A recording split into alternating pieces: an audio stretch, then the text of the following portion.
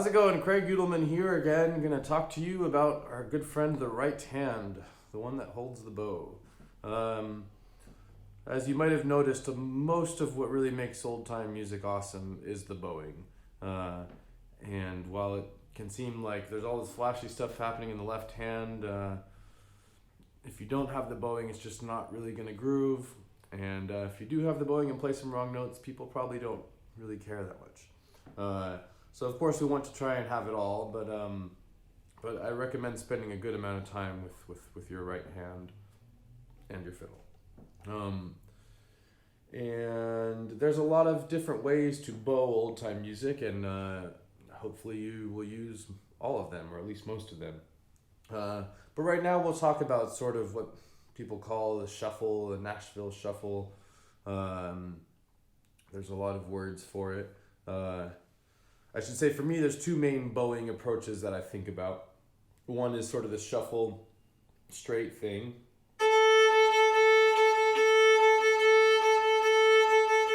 Something like that, in which my hand is moving, my arm is moving up and down on the big bows, and my wrist is moving up and down on the small bows. Everything is kind of in this line with the bow. The other main approach are circle bows, where there's this circle thing happening in the right hand. We'll talk about that in another video, so do check that out. But for now, let's deal with this straight approach. And you can also check out the other video for more info on how to hold the bow. But one thing I do recommend is that you angle your forearm a little bit in. So I'm sort of taking the right part of my arm above the left. And this puts the hand sort of the same angle as the bow. So then when you do this up and down stuff, you are working with the bow as opposed to translating this into that. So yeah, here, and I kind of lean on the bow and just get this feeling really of like, yeah, leaning. And so let's start off with the basic shuffle. It's a long bow and then two short bows, and that's the whole thing.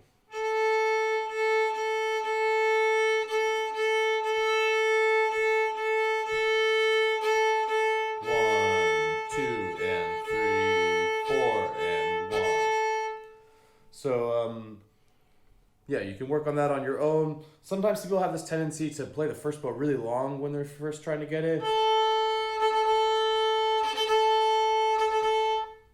That's not it. So try and really keep it even. Da, da, da, da, da, da, da. Yeah, it's hopefully for a lot of you, it's already stuff you've covered. Don't worry, we're going to go further. But yeah, pay attention to how long a bow you're using. When you start out, I think really it's helpful to try and get to the other side of the bow. So the long bows are really long.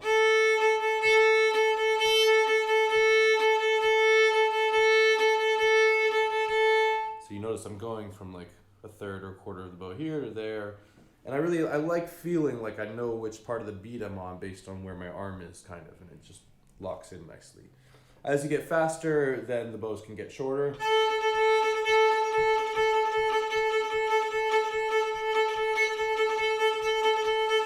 Like at that tempo, my long bow is actually only a couple inches, which is 5 centimeters or so, long. But there's still definitely a difference between the long and the short. It's also a difference of mechanics. Of the short bows, it's a wrist flick. Deka, deka. And the long bow is something in the arm, in the forearm generally. And once you have that basic tempo down, then I would say there's two main feels. There's the accent on the downbeat, which will be a more straight driving feel. Da, deka, da, deka, da, deka, da, deka, da, deka, da, deka, da. And there's the accent on the upbeat, on the second beat. Da, deka, da, deka, da, deka, da, deka, da, deka, da. I'll give you an example here.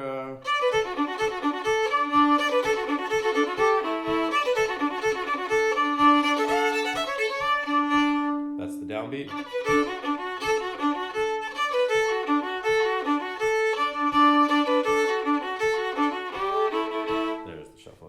And with the upbeat,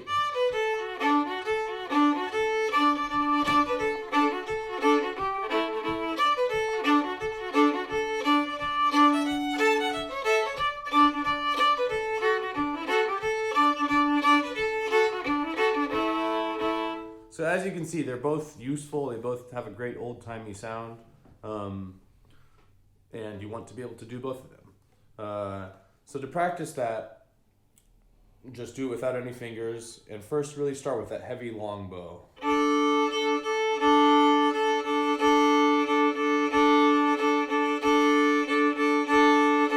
And then speed up.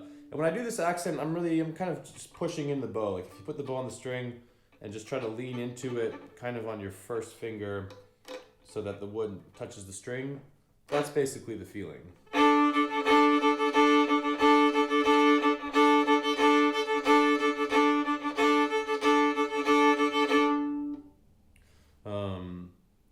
I like a little bit of crunch in that. It helps the sound come out and cut through the band. If you don't, press a little bit lighter. And so then the other way with the accent on the upbeat is generally the trickier one for people.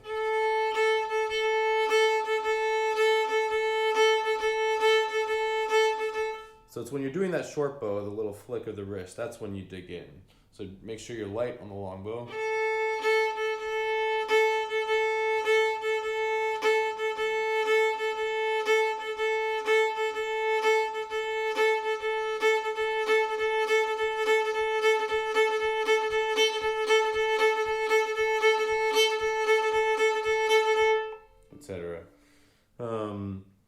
People often, when you do the accent on the second bow and you get a bit of swing in it, sometimes people will try to make the swing and play it exactly da da da da da da da, which doesn't really work. It ends up feeling forced and very genteel, perhaps you could say. So just give it the accent and then that feeling will come, right? It's not.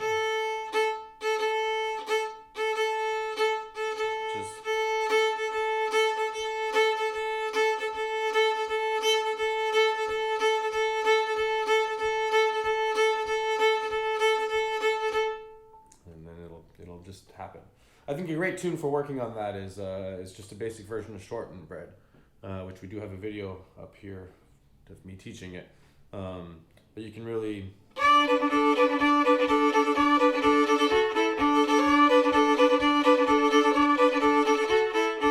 downbeat accent and the upbeat.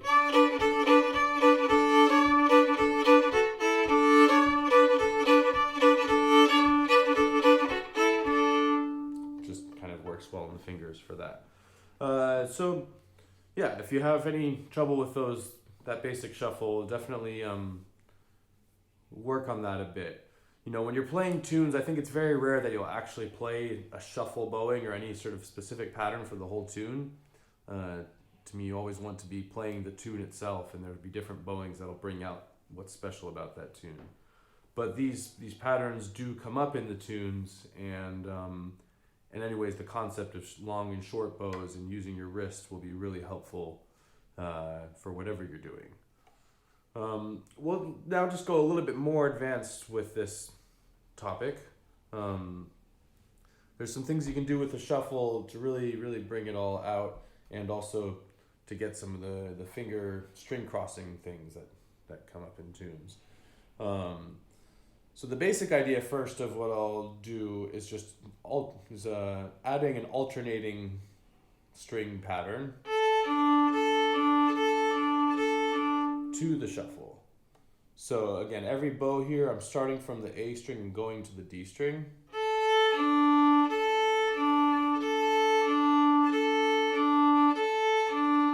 And you might want to just do a little scale with that to really feel you have it in your fingers.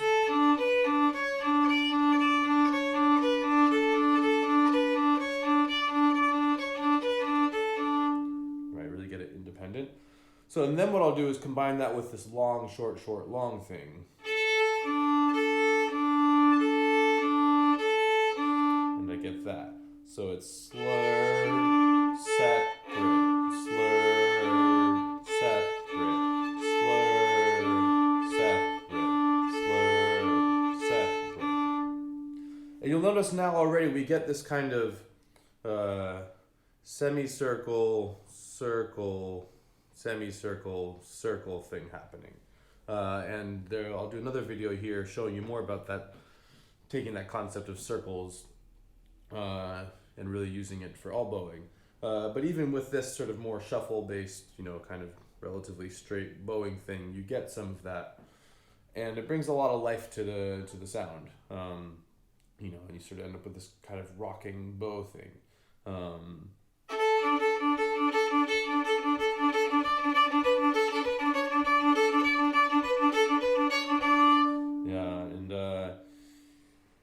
Once you have that in your hands, then you don't necessarily have to also do the exact shuffle pattern, right? It could be one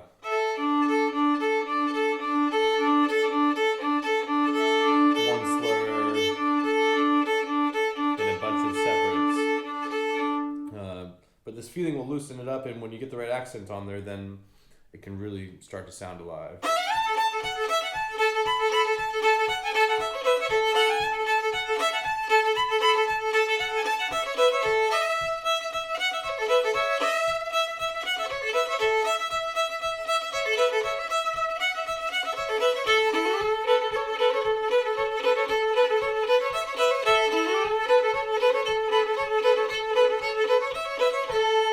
It sounds like there's a lot happening there. Basically, I'm doing that while playing.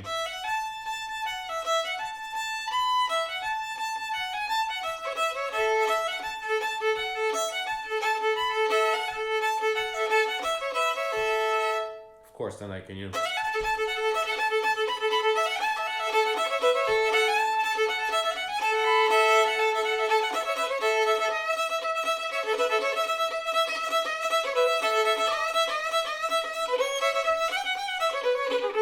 throwing a lot of variations, but the heart of that is just this simple alternating shuffle thing.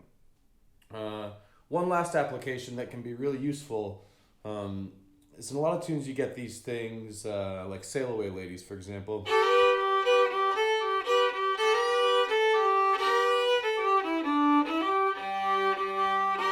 Right, where I'm just holding my third finger down and lifting up the first finger, but I get a whole melody out of that using this alternating bow. So like there, what I'm doing.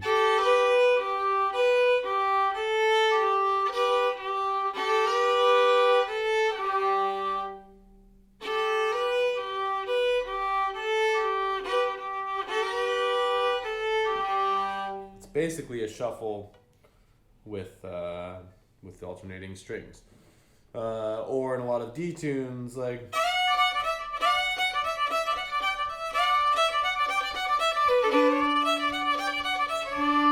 I'm thinking of the B part of Molly Put the Kettle On, which can be a variety of things.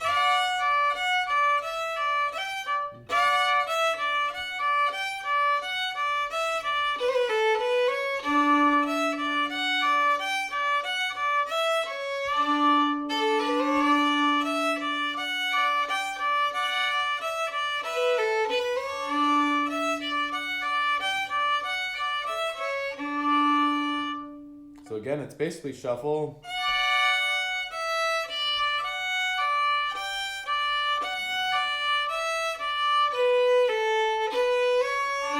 With that one extra slur there.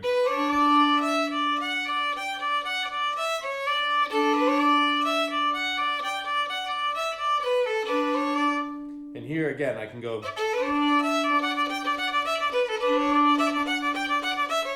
And instead do a bunch of separate bows. And I'll change that as I go to just to make the tune a little bit different. But I'd recommend starting with some of that shuffle concept combined with these finger changings, and it'll really bring a lot of life to those sorts of passages. It can also get a little bit trickier with like.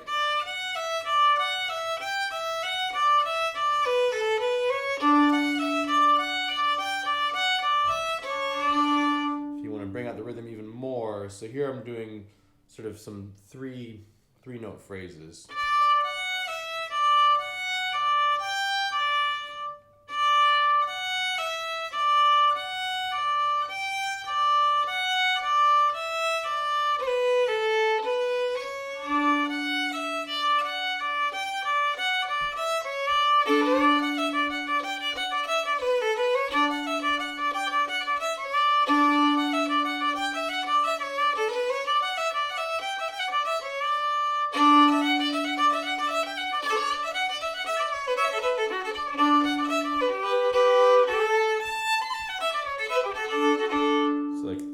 along the yearlings, I'll do that.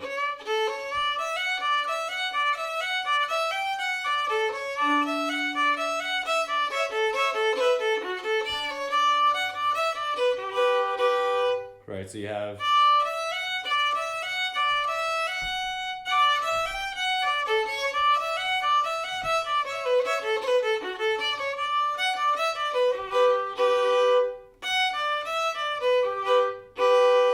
there's a lot of string crossing there. Here's one last exercise for making that bowing stuff happen. Because what you really want here when you're doing all of these things is that your hand is breaking above and below your wrist. So you're really getting the full motion here. And you know, not everybody does that. Maybe you play generally more down here and it's going from there to there. But I think ideally you want to be breaking in both directions, or at least have some clear movement there. So what I would practice is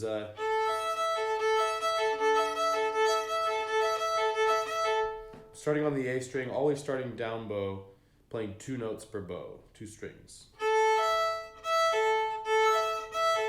And I want to see my hand going from a neutral flat position to down. And then I do it to the D string the other way, going up.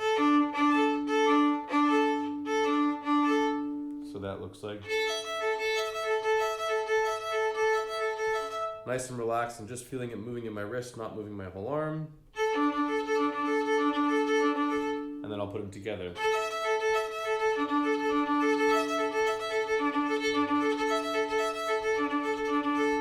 And to work on independence of the arms, I'll play a scale with it.